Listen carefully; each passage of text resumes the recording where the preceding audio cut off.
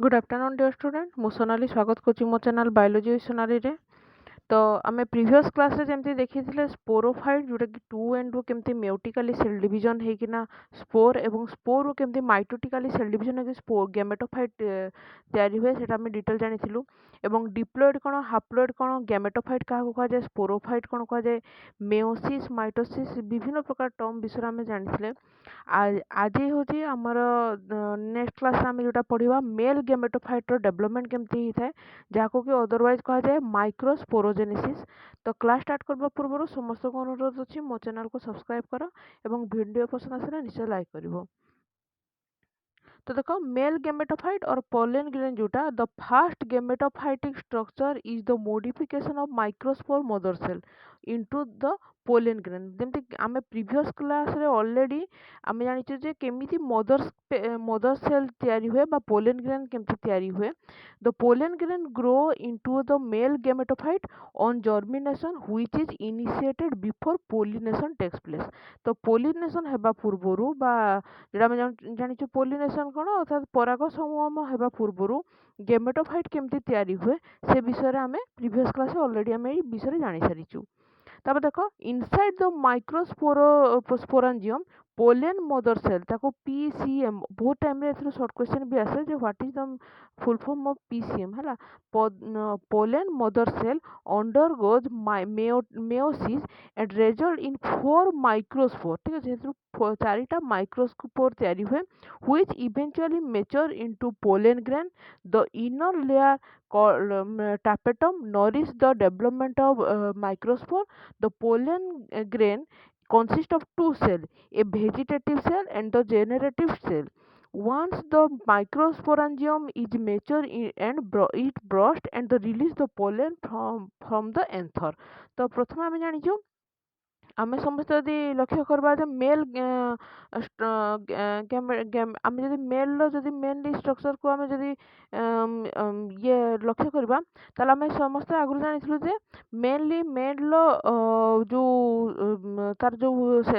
Reproductive organ अच्छे सेटा कह जाए कौन सेटा कह जाए आम जानी जे एटा होची फिलामेंट एवं एटा एंथर एटा आम प्रीवियस क्लास जानी एवं एई एंथर रु ही तार कौन गैमेटोफाइट तैयारी थाए अर्थात मेल गैमेटोफाइट तैयारी हुए। ठीक अच्छे पोलेन रिलीज होता है। तो प्रथम जब आम लक्ष्य करवा यही जो एंथर अच्छी से एंथर को आम प्रथम जब लक्ष्य करवा तो एंथरटा केमती मेनली जब आम एंथर को भल के लक्ष्य करवा एंथरटा बेसिकाली यही प्रकार स्ट्रक्चर तुम रफ रे काटी पार दुईटी एमती लव होना थाए। ठीक अच्छे दुईटी एमती लव होना यू एमती एंथरटी होता है तुम जो बहुत टाइम तुम स्ट्रक्चर देखी बर्तमान जब आउटे देखा प्रत्येक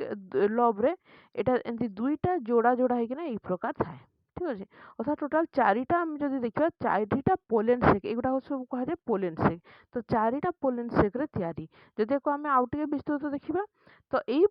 कौ प्रकार चित्र यहाँ यही प्रकार चित्र हो। ठीक अच्छे तो यही प्रकार थी एवं या भितर प्रत्येक जो अच्छी लोब अच्छी ये प्रत्येक लोब को कह जाए स्पोरोजिनस टिश्यू रे तैयारी है भितर बहुत गुड़ाक स्पोरोजिनस टिश्यू अच्छी है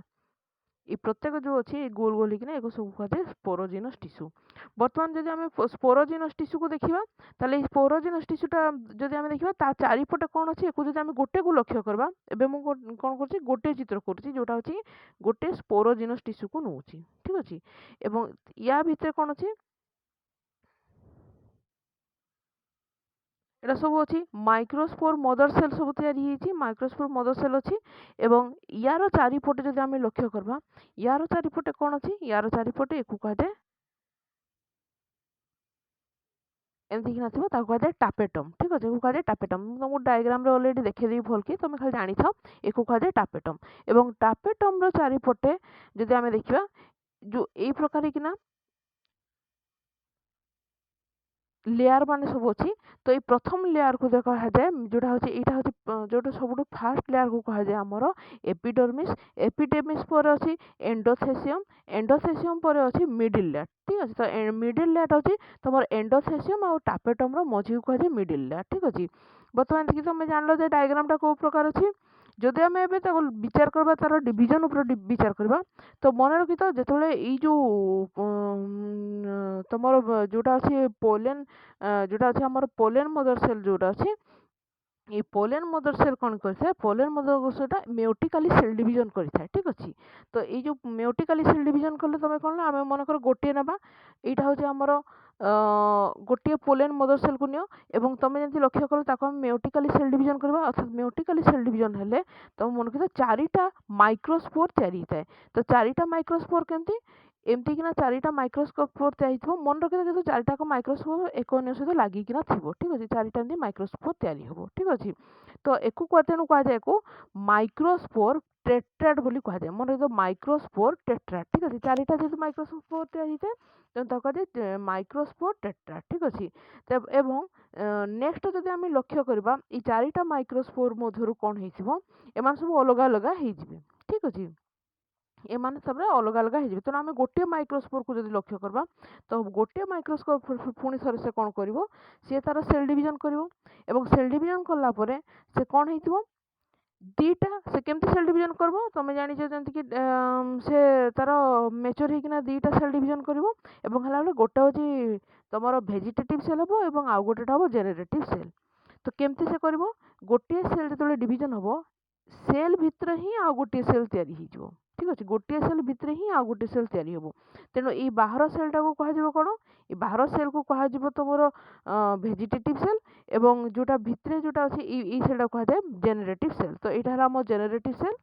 ଏଇଟା ହେଲା ଭେଜିଟେଟିଭ୍ ସେଲ୍। ତ ଏତିକି ଯୋଉ ତମେ ଜାଣିପାରିଲ ଠିକ୍ ଅଛି। ନେକ୍ସଟ ଦେଖ the pollen grain consist of two layer जोड़ा हूँ आमर thick layer is called exine एवं inner thin layer is called intine which protect the pollen from the damage. तो आम जानलु जे कोटा हम को डायग्राम जो आम लक्ष्य करवा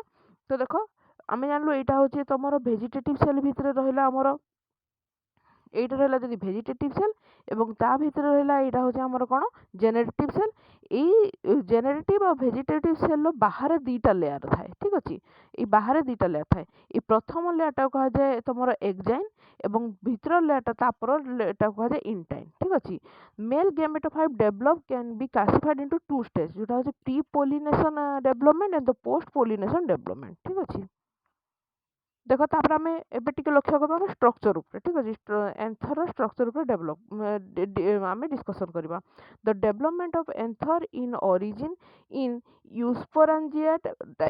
यूस्पोरांजिएट एटा अर्थ कौन that is it is develop from the more than one archesporial cell archesporia माने एक रु अधिक आर्चिस्पोरिया सेल भितर डेभलप होता है। In the transverse section of anther it is seen almost spherical. तो यहाँ देख जो मुझे डायग्राम काटी एवं तुम भल कि देख जे मेनली है तुम बाहर लेयर को देख एपिडर्मिस कहला पर लेयर को कहगला एंडोथेसियम ठीक अच्छे। बाहर लेयरटा हूँ एपिडर्मिस भीतर लेयरटा हूँ एंडोथेसियम और सबुठ भितर है आमर स्पोरोजिनस टिश्यू रहा और स्पोरोजिनस टिश्यू को जब चारिपटे जब कहीं घेरिकी रहा से टापेटम टापेटम मेन काम है कौन सी को नरिशमेंट दे था ठीक अच्छे। स्पोरोजिनस टिश्यू को से कौन करता है नरिशमेंट दे था माइक्रो जो मदर सेल अच्छे से नरिशमेंट दे था और टेपेटम आउ एंडोथेलियम मझे अच्छी मिडिल लेयर ठीक अच्छे। तब देख anther consist of following wall जोटा हूँ epidermis endothecium middle layer and tapetum. Epidermis कौन it is the outer most protecting layer of anther it is single cell thick and continuously layer but not archesporia in origin the देख Arceuthobium जोटा अच्छे smallest parasitic angiosperm अच्छी fibrous thickening in is present in epidermis so it is called exothecium बोली कहा जाए। तब देख endothecium कौन this layer is present below the epidermis it is single cell thick wall thick layer. During the maturation of anther, various changes takes place in the different wall of the cell of the endothecium. The outer wall of this cell remain thin wall, but inner wall and radial wall becomes thick due to the thickening of alpha cellulose fiber. तो बहुत time more question आसे जे काहे कि एटा thick हो जाय काहे ना सेटा अल्फा सेलुलोज फाइबर थिबारो सेटा थिक हो जाय वालटा ठीक अछि तापर देखो मिडिल लेयर कौन मिडिल लेयर कनसिस्ट ऑफ पारेनकाइमाटस सेल तो पारेनकाइमाटस सेल मेनली तुम काम कौन पारेनकाइमाटस सेल कौन तो फूड रिजर्व होना थाए ठीक है पारेनकाइमाटस सेल तैयारी एवं this layer is one of the 3 cell thick structure food is stored by the parenchyma cell in this layer. Middle layer is ephemeral in nature and absent in the mature anther. तो mature anther ये सब absent थाए ठीक अच्छे तापर देखो tapetum कौन it is a single cell innermost thick layer which act as nutritive layer जैसे मुझे पूर्व कहते न्यूट्रिटिव अर्थात न्यूट्रिशन से प्रोवाइड करते pollen sac are surrounded by tapetum the cell of the tapetum are initially diploid but they becomes polyploid due to endomitosis. It means this cell contain many chromosome ता भितर बहुत गुड़ाक chromosome थाए ठीक अच्छे तेणु polyploid बोलिकिना कहुए से natural तार जो तार नेचर देखा से पॉलीप्लॉइड टाइप कहीं बहुत क्रोमोजोम स्टोर होना थाए tapetum absorb food from the middle layer and provide nutrition to the microscope mother cell तेना आम जानते बाहर मिडिल लेयर तुम सब न्यूट्रिटिव सब्सटेंस कौन होता है फूड गुड़ाक कौन होता है स्टोर होना थाए ये टापेटम काम है से फूड से तार कौन करता है न्यूट्रिशन निए एवं से भितर तार माइक्रोस्कोप मदर सेल को न्यूट्रिशन प्रोवाइड करता है the cell of the tapetum secrete hormone and जोटा cellulase enzyme the tapetum layer disappear in the mature anther तो टापेटम कौन होता है मेच्योर एंथर डिसअपियर हो जाए तापर देखिए डेवलपमेंट ऑफ मेल गेमेटोफाइट तो मेल गेमेटोफाइट केमती डेवलपमेंट होता है जैसे कि मुझे प्रीवियस भी तुमको डायग्राम करके भी देखी जो एथे भी तुम देखिपार जे तुम तुम स्क्रीन रे चार्टा डायग्राम देखिपार pollen grain display germination that is initiated in the pollen sac which is refers to as a precocious germination where in a large central vacuole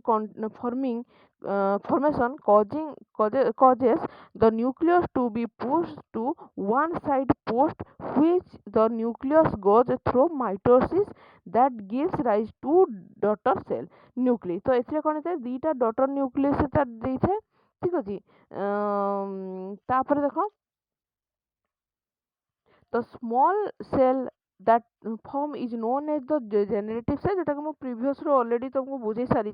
J दीटा cell divide होता है दीटा सेल जोटा छोटो cell थाए से छोटो cell को कहा जाए ए छोटो सेल को कहा जाए तुम कौन जेनेरेटिव सेल एवं जोटा लार्ज सेल अच्छे से लार्ज सेल को कहा जाए कौन लार्ज सेल को कहा जाए भेजिटेटिव सेल बोली कहा जाए ठीक अच्छे तापर देखिबा नेक्स्ट तो भेजिटेटिव सेल काम है which has cytoplasm in sufficient amount acting as a food reserve for the male gametophyte to develop, while the generative cell assemble as a mid-section of pollen grain. At this phase, the pollen grain fall on the stigma, where in further development takes place.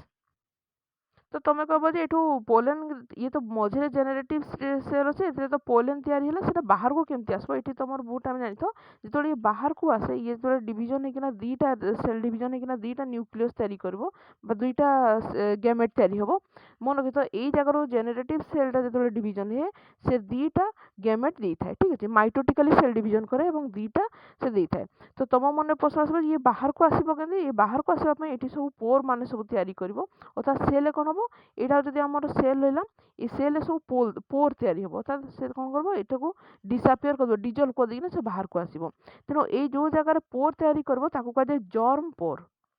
या कहुए germ पोर এই germ पोर द्वारा से कौन हम से बाहर को जो गेमेट गुड़ा अच्छे से गेमेट गुड़ाक पलि आसिक से कौन कर से तार स्टिग्मारे पड़ीना से तार फर्दर डेवलपमेंट कर The falling of the pollen grain on the stigma cause the nutrient absorption from the germ pore, जोटा मु टिके आगु कहली germ pore तैयारी करबो एवं जेई germ pore द्वारा से nutrition absorption Madhya करिथाय from the stigma which cause the vegetative cell to enlarge। एई समय कोन vegetative cell enlarge भी हो जाए। The enlargement cause the intent to move out via the germ pore for the formation of the pollen tube। एई समय कोन से intent कोन से तार pollen tube formation करिथाय। तमे जदि स्क्रीन रे देखि पारुछो डायग्राम रे तमे देखि पारुथबो डायग्राम से कोन से ट्यूब गोटे तयारी करछि ट्यूब टाइप रो स्ट्रक्चर तयारी करछि एवं सेही ट्यूब टा कोन छि से ट्यूब टा कोन छि जेतरो पोलिनेशन होय से पोलिनेशन रे जो फीमेल स्टिग्मा से ताको से तार रिकॉग्नाइज करिबारे हेल्प करता। केमति रिकॉग्नाइज करे सेटा फीमेल डेवलपमेंट रे हमें जानि परिबा।